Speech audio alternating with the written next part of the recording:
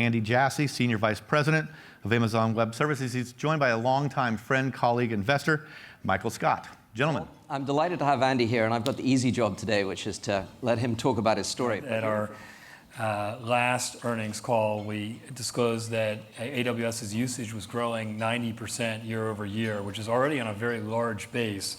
So it's growing very fast, and we have over 1 million active customers, and we think of an active customer as a non-Amazon developer or company that's using the platform in the last 30 days. The one thing that probably most people in this room don't know is that you were once a startup too. Internally, there was this real thirst for reliable, scalable, cost-effective infrastructure services. And even if we had never built AWS to be consumed outside of Amazon, we would have built it to let our retail business move faster. And given what Amazon's good at, and Amazon's always been a technology company at its heart, we realized we could build all of those components of the Internet Operating System. We were making the gutsiest ask you can imagine. We were asking for 57 people.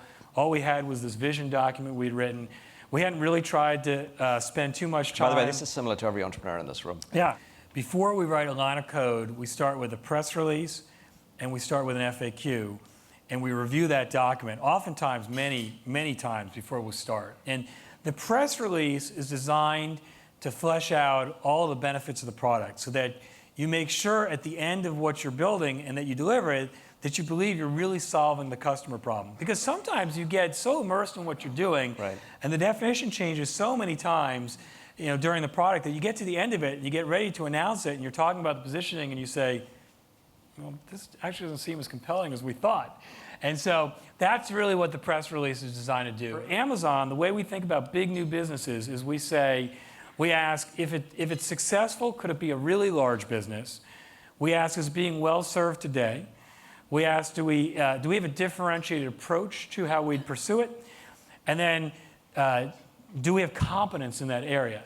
And if all the answers to that are favorable, we will often go after a really big, bold bet, regardless of how people manipulate whatever the P&L is going to be. How did you first get the initial customer to buy into the idea of using this? We wanted an individual in his or her garage to be able to have access to the same cost structure and scalability and infrastructure as the largest companies in the world. You're here saying, okay, we're Amazon, we're going to go after developers. All consumers of infrastructure were being underserved, but we felt that group particularly had really subpar options. And so we felt like they would get going with the platform and try it faster. And then we also had this idea, which was that we really wanted to be a self-service business.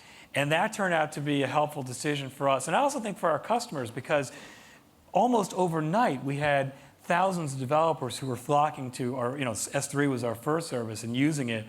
And that helped us grow fast too. Where does the cloud go from here? And what are the sets of services that are going to change our world? Very few companies are going to have their own data centers in the fullness of time. Those that do will have much smaller footprints. And all that compute is going to move to the cloud. And today, if you look at the functionality, it's very robust, but it's still the early days of what's going to be available. I mean, sensors, they're going to be sensors everywhere, all over your home, all over the workplace, all over oil fields, everywhere. And they're small devices. And the smaller those devices are, the less compute and the less disk they have, and the more important the cloud becomes. So thank you very much, Andy. Thank you for having me. I appreciate it.